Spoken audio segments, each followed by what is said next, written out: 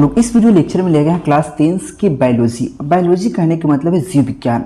आपको जो साइंस पढ़ना है, विज्ञान पढ़ना है, उसमें 3 बुक पढ़ना होता है। एक तो होता है भौतिकी, दूसरा होता है रसायन विज्ञान, तीसरा का होता है जीव विज्ञान। तो यहाँ पे जीव विज्ञान का लघुत्तरीय प्रश्न में उत्तर लाए हैं। जो 2 मार्क्स में जीव विज्ञान में जो पूछा जाता है क्वेश्चन, उसका टॉप 30 MVBI क्वेश्चन जो मोस्ट इंपॉर्टेंट क्वेश्चन होता है, महत्वपूर्ण क्वेश्चन आंसर जो लघुत्तरीय प्रश्न में उत्तर होता है विज्ञान का। विज्ञान में 3 बुक है, आपको ऑलरेडी बताया। यहाँ पे जीव विज्ञान का क्वेश्चन देखेंगे, प्रयास करेंगे। चलिए लेक्चर को शुरू करते हैं। तो सबसे पहला जो क्वेश्चन आपके सामने क्वेश्चन है, प्रत्यावर्ती क्रिया एवं प्रत्यावर्ती चाप में अंतर स्पष्ट करें। क्वेश्चन है प्रत्यावर्ती क्रिया और प्रत्यावर्ती चाप में अंतर को स्पष्ट करना है। ठीक है, तो प्रत्यावर्ती क्रिया और प्रत्यावर्ती चाप में अंतर क्या है? देखिए, जो प्रत्यावर्ती क्रिया होता है तो किसी दृश्य, अदृश्य, बाह्य अथवा भीतरी उत्पन्न के प्रभाव में होने वाला ऐच्छिक क्रियाएं, ऐच्छिक क्रियाएं जिनका संचालन एवं संवयन प्रायः मेरुरज्जु की तंत्रिकाओं द्वारा होता है। क्या करता है? प्रत्यावर्ती क्रिया कहलाता है। थोड़ा सा उलझा हुआ क्वेश्चन है, समझिए। किसी दृश्य, अदृश्य, बाह्य अथवा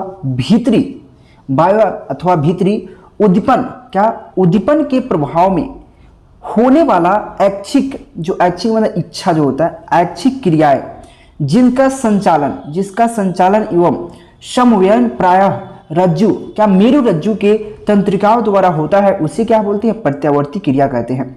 समझ गए? आपको इसी का पूछता है प्रत्यावर्ती चाप क्या है। ठीक है, तो प्रत्यावर्ती क्रिया में ग्राही अंगों से सूचना संवेदन तंत्रिकाओं द्वारा मेरुरज्जु तक जाती है। समझिए, क्वेश्चन है यहाँ पे प्रत्यावर्ती क्रिया में ग्राही अंगों से सूचनाएं संवेदन तंत्रिकाओं द्वारा मेरुरज्जु तक जाती है। वह अभिक्रिया के लिए क्या होता है? वहां अभिक्रिया के लिए प्रेरक तंत्रिका द्वारा तक पहुंचती है। किसके द्वारा? तो प्रेरक तंत्रिकाओं द्वारा तक पहुंचती है। यहाँ पे द्वारक होना चाहिए, या द्वार तक पहुंचती है। द्वार तक पहुंचती है। इस पथ को प्रत्यावर्ती चाप कहते हैं। क्वेश्चन कहा गया, समझिए पहले। क्वेश्चन दोनों जो क्वेश्चन थोड़ा लिंडी टाइप का है, लेकिन कोई दिक्कत नहीं। समझिए, प्रत्यावर्ती क्रिया में ग्राही अंगों से सूचनाएं संवेदन तंत्रिका द्वारा मेरुरज्जु, देखिए द्वारा मेरुरज्जु तक पहुंचती है।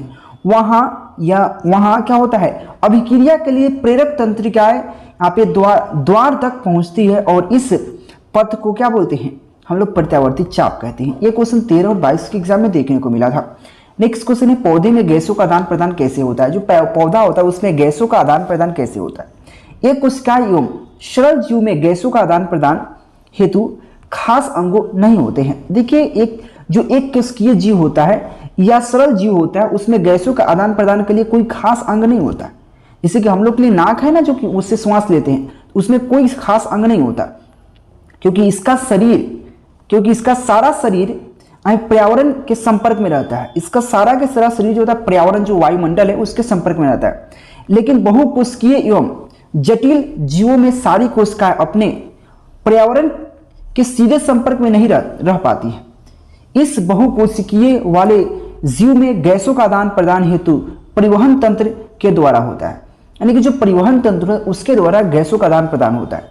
तो यह था पौधों में गैसों का आदान प्रदान कैसे होता है। तो एक कोशिका एवं सरल जीवों में गैसों का आदान प्रदान के लिए कोई खास अंग नहीं होता, क्योंकि इसका सारा शरीर पर्यावरण के संपर्क में रहता है। लेकिन जो बहुकोशिकीय एवं जटिल जीव है, उसका सारा शरीर अपने पर्यावरण के सीधे संपर्क में नहीं रहता है या नहीं रह पाती है।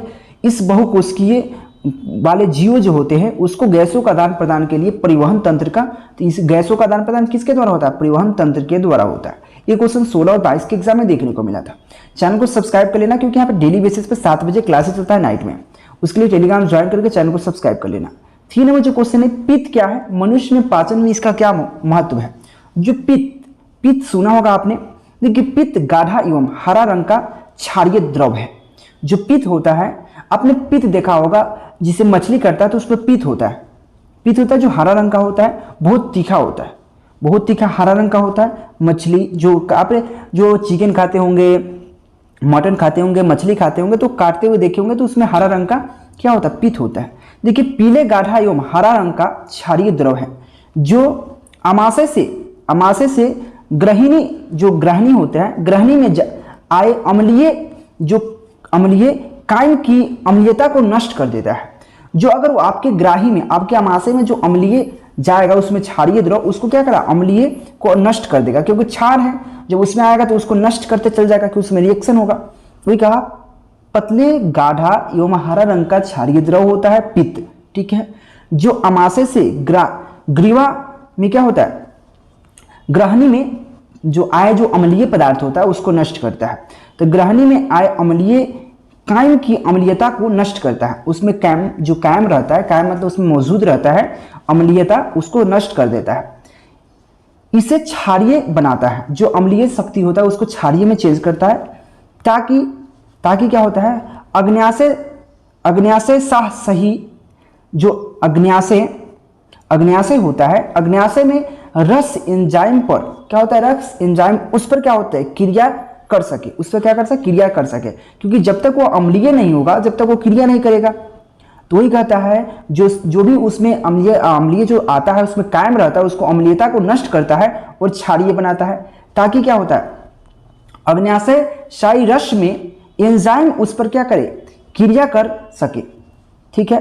पित्त लवणों की सहायता से भोजन में वसा का विखंडन तथा यहाँ पे परिष्करण होता है। पित्त के ही द्वारा भोजन का विखंडन और परिष्करण होता है, ताकि वसा को तोड़ने वाले एंजाइम पर, जो तोड़ने वाला एंजाइम जो होता है उस पर क्या होगा, आसानी से क्रिया कर सके, क्या कहते हैं, उससे आसानी से क्रिया कर सके। इस प्रकार पित्त जो होता है पाचन में महत्वपूर्ण भूमिका निभाती है, सहायता करती है। तो क्वेश्चन को समझाने के लिए मैं एक बार पढ़ने का प्रयास करता हूँ। पित्त गाढ़ा एवं हरा रंग का क्षारीय द्रव है, अमाशय में आप ग्रहणी में जो अम्लीय अम्ल होता है, ग्रहणी में आए अम्लीय कायम की अम्लीयता को नष्ट करता है, क्षारीय बनाता है, ताकि अग्न्याशय में उस एंजाइम पर क्या क्रिया कर सके।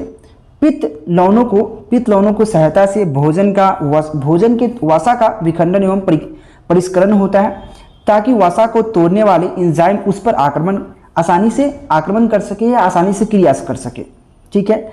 इस प्रकार पित्त जो पाचन के जो क्रिया होता है तो पाचन में महत्वपूर्ण भूमिका निभाती है, महत्वपूर्ण सहायक बनती है। ये क्वेश्चन 16, 21 और 23 के एग्जाम में पूछा गया था। नेक्स्ट क्वेश्चन, मछली, क्या कहा, मच्छर के, केंचुए और मनुष्य के मुख्य श्वसन अंगों का नाम लिखें। मछली, मच्छर, केंचुआ और मनुष्य का श्वसन अंगों का नाम लिखना है। तो मच्छर का जो श्वसन अंग होता है वो क्या होता है, यहाँ पे गलफरा। मछली का जो श्वसन अंग होता है गलफरा होता है, और मच्छर का श्वसन अंग क्या होता है, ट्राकिया, क्या होता है, ट्राकिया। केंचुआ का श्वसन अंग, जो श्वसन का अंग होता है उसका नाम क्या होता है, त्वचा। मनुष्य का श्वसन अंग क्या होता है, फेफड़ा। फेफड़ा से हम श्वास लेते हैं, तो सिंपल है, यहाँ पे मछली, मच्छर, केंचुआ और मनुष्य का श्वसन अंगों का नाम है। तो मछली का गलफरा होता है, सबको ही जानता है, मच्छर का ट्राकिया होता है, केंचुआ का त्वचा होता है और मनुष्य का फेफड़ा होता है। ये क्वेश्चन 14, 21 और 23 के एग्जाम में देखने को मिला था। चैनल को सब्सक्राइब कीजिए, टेलीग्राम ज्वाइन कीजिए, पीडीएफ नोट्स के लिए नंबर दिख रहा है, कांटेक्ट कीजिए। यहाँ पे 5 नंबर जो क्वेश्चन है, श्वसन की क्रिया, श्वसन की परिभाषा दे। श्वसन की परिभाषा क्या है, जीवित कोशिका में उपस्थित जटिल कार्बनिक जो भोज्य पदार्थ होता है, भोज्य पदार्थ के ऑक्सीकरण से सरल कार्बनिक पदार्थों में टूटना तथा रासायनिक ऊर्जा के विमुक्त होने की क्रिया को श्वसन कहते हैं।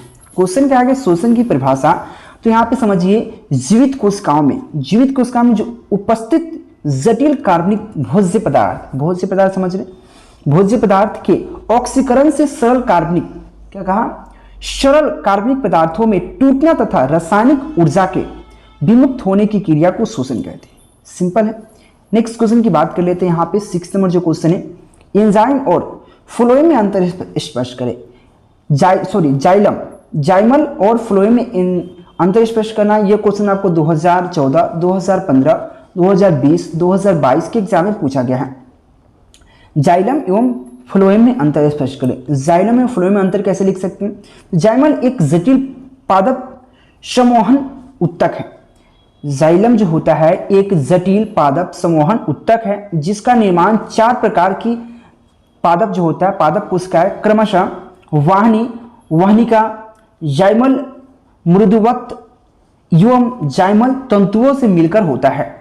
किसका? जाइमल का निर्माण। जाइमल का निर्माण कितने? 4 प्रकार के उसके पादपों कोशिकाएं से निर्माण होता है, जिसमें वाहिनी होती है, वाहिनिका होता है, जाइलम मृदुवक्त एवं क्या होता है? जाइमल यहाँ पे तंतुओं से मिलकर बना होता है। यह आपका फर्स्ट पॉइंट था। अब देखिए फ्लोएम की बात करें तो यहाँ पे फ्लोएम की बात करें तो फुलवा एक जटिल है, फुलवा नहीं फ्लोएम। फ्लोएम एक जटिल संवहक उत्तक है जिसका निर्माण 4 प्रकार के कोशिकाएं समूह क्रमशः यहाँ पे शलनी, नाली, सखी कोशिकाएं और फ्लोएम यहाँ पे मृदुतक एवं तंतु से मिलकर बना होता है। ये फ्लोएम है। सेकेंड पॉइंट की बात करें तो जाइलम में 3 निर्जीव कोशिकाएं होती है। ये कोशिकाएं है वाहिनी, वाहिनिका एवं जाइमल तंतु। यह इसका क्या होता है? निर्जीव पदार्थ से बना होता है, वो क्वेश्चन कहा गया है। और साथ में यहाँ फ्लोएम की बात करें तो फ्लोएम केवल एक निर्जीव कोशिका है, फ्लोएम तंतु से बना होता है। यह इसका अंतर है। अंतर समझने का प्रयास कीजिए, एक बार अपना से देखिए अच्छा से कैसे। देखिए जाइमल एक क्या है? जटिल पादप संग्रह यहाँ पे संवहन है, जिसका उत्तक जो होता है वो 4 प्रकार के पादप कोशिकाएं से निर्मित होता है। एक तो वाहिनी होता है, एक तो वाहिनिका होता है, एक तो जटिल मृदुतक होता है एवं उसका जाइमल तंतु होता है, से मिलकर बना है। इसका बात करें तो फ्लोएम जो होता है एक जटिल संवहन उत्तक है, जिसका निर्माण 4 प्रकार के कोशिका समूह से होता है, जिसका हम यहाँ पे चलनी, नली, सखी कोशिका और फ्लोएम यहाँ पे मृदुतक एवं तंतु से मिलकर बना होता है। और इस साथ में सेकेंड पॉइंट की बात करें जाइमल 3 निर्जीव कोशिकाएं से बना होता है। एक कोशिका है वाहिनी है, वाहिनिका एवं जाइलम तंतु है, जाइलम तंतु है। और साथ में फ्लोएम की बात करें तो यह एक निर्जीव कोशिकाएं से फ्लोएम तंतु से बना होता है। सिंपल क्वेश्चन है, 14, 20, 22 के एग्जाम में पूछा गया है। नेक्स्ट क्वेश्चन 7 नंबर जो क्वेश्चन है, जल संरक्षण में क्या उपाय है? जल संरक्षण का उपाय बहुत सारा है, निम्नलिखित उपाय है। सबसे पहले राष्ट्रीय नदी संरक्षित योजना द्वारा, राष्ट्रीय को नदी को जो है उसको जो राष्ट्र के द्वारा जो संरक्षित योजना है उसको योजना चलाए, जिससे उसका सफाई करे। यहाँ पे वर्षा के जल का जो वर्षा का जल है उसको क्या करना है? हाँ, जो हार्वेस्टिंग होता है, हार्वेस्टिंग में क्या करना है? उसको सफाई करना। साथ में वाहित मल का उपचार, जिससे वाहित मल है जो बाहर का मल है उसको हम कुछ उपाय करें और उसका हम इधर उधर ना बहाए, ठीक ना। उसके बाद यहाँ पे उर्वरकों का सही उपयोग आदि, इस उर्वरकों का सही उपयोग करना, ऐसा नहीं कि खराब कर दे, जल खराब हो जाए। देखो तो यह सब उपाय कर सकते हैं। साथ में जो अगल बगल का नाला है, नाला को गंदा ना रखें, नाला से जो पानी हो रहा है उस पानी को साफ करें, पानी को साफ भेजें। ऐसा नहीं कि नाला में बहुत सारा कचरा हो, ऐसा नहीं, पानी को साफ करें। उस पानी से उपयोग करके आप खेती कर सकते हैं, उसका उपयोग करके मछली पालन कर सकते हैं, उसको कचरा ना करें, ठीक है। तो राष्ट्रीय नदी संरक्षण योजना द्वारा वर्षा के जल को हार्वेस्टिंग द्वारा वाहित मल का उपचार या उर्वरकों का सही उपयोग आदि 2020 के एग्जाम में पूछा गया था। नेक्स्ट क्वेश्चन यहाँ पे 8 नंबर जो क्वेश्चन है, रक्त के 2 कार्य बताएं। जो रक्त होता है उसका 2 कार्य क्या है? सबसे पहला कार्य, हमारा शरीर में रक्त का प्रमुख कार्य होता है, रक्त ऑक्सीजन को फेफड़े से शरीर के विभिन्न अंगों तक पहुंचाता है। जो ऑक्सीजन जब हम लेते हैं, सांस लेते हैं, तो हमारा फेफड़ा तक पहुंचता है सबसे पहले, और फेफड़ा से पूरे शरीर में रक्त ही पहुंचाता है, ठीक है। रक्त कार्बन डाइऑक्साइड को पूरे शरीर को फेफड़ा तक लाता है और फेफड़ा हमारे नाक में छोड़ देता है, ठीक है। यहाँ पे वायु शोषण के लिए ले जाता है, यानी कि पूरा शरीर से कार्बन डाइऑक्साइड लेकर फेफड़ा तक पहुंचाता है रक्त। पहले रक्त ले जाएगा ऑक्सीजन को, फिर फेफड़ा और रक्त से लाएगा वहाँ पे कार्बन डाइऑक्साइड फेफड़ा तक, फेफड़ा फिर बाहर फेंक देगा। सिंपल है। ये 2 आपको कार्य है, 14 और 20 के एग्जाम में पूछा गया था। नेक्स्ट क्वेश्चन, चैनल को सब्सक्राइब कीजिए। श्वसन एवं दहन में अंतर बताइए। यहाँ यह एक स्वजैव नियंत्रित प्रक्रम है। कौन? श्वसन, यह एक स्वजैव नियंत्रित प्रक्रम है, और दहन क्या है? यह एक अनियंत्रित प्रक्रम है, ठीक है। श्वसन यह एक मंद प्रक्रिया है, दहन एक तीव्र प्रक्रिया है। सिंपल क्वेश्चन, ठीक है। 14, 20 और 22 के एग्जाम में पूछा गया मोस्ट इंपोर्टेंट क्वेश्चन है। यहाँ पे कोई पारितंत्र के अपघटकों का क्या भूमिका है? पारितंत्र में अपघटकों का क्या भूमिका है? बहुत भूमिका बताते हैं आपको। तो किसी प्राकृतिक पारितंत्र में जीवाणु और कवक जैसे सूक्ष्म जीव मृत जैव अवशोषण या अवशोषों का अपघटन करते हैं। यह सूक्ष्म जीव अपमार्जक है। क्योंकि यह जटिल कार्बनिक पदार्थ को सरल कार्बनिक पदार्थों में बदल देता है जो मिट्टी में मिलकर पौधे के द्वारा पुनः उपयोग में आते हैं। इसके द्वारा प्रदूषण पर नियंत्रण होते हैं। जैसे कि समझिए होता क्या है, जैसे कि बहुत सारा जो जानवर मर जाते हैं तो उसको क्या होता है, उसमें देखिएगा बहुत पिलुआ पड़ जाएगा, यानी वो सूक्ष्म जीव है, सूक्ष्म जीव उसको काट काट कर गला देता है और इतना गला देता है ना, इतना गला देता है कि वो मिट्टी में मिल जाता है और वहाँ पे पेड़ पौधे उगने लगते हैं, उगते हैं कि नहीं। तो वहाँ पे महत्वपूर्ण भूमिका, अगर ऐसा नहीं होता तो क्या अगर जंगल में जानवर मरते तो ऐसे ही रह जाता सदा के लिए। तो वह क्या करते हैं, वह सूक्ष्म जीव उसको काटते हैं, उसको पिलुआ की तरह छोटे छोटे होता है, उसको एकदम सड़ा देते हैं। क्या करते हो, इसलिए महत्वपूर्ण भूमिका है। तो ये कहा किसी प्राकृतिक पारितंत्र में जीवाणु एवं कवकों जैसे सूक्ष्म जीव मृत जैव अवशोषक का, जो मृत होने का अवशोष बचता है, मृत का जो अवशोष हुआ जिसको हम लोग बहुत अपने अपने परिभाषा में कहते हैं, अवशोषों का अपघटन करते हैं। यह सूक्ष्म जीव अपमार्जक है क्योंकि यह जटिल कार्बनिक पदार्थों को सरल कार्बनिक पदार्थों में बदल देता है जो मिट्टी में मिलकर पौधे द्वारा पुनः उपयोग में आते हैं और इसके द्वारा प्रदूषण पर नियंत्रण होता है। यह 15 और 20 के एग्जाम में पूछा गया है। तो मोस्ट इंपोर्टेंट क्वेश्चन था। चैनल को सब्सक्राइब कीजिए, बेल आइकन दबा लीजिए क्योंकि आपको 10th का ऑल सब्जेक्ट का क्लासेस चलेगा यहाँ पे। मेरे साथ बने रहिए। Thank you.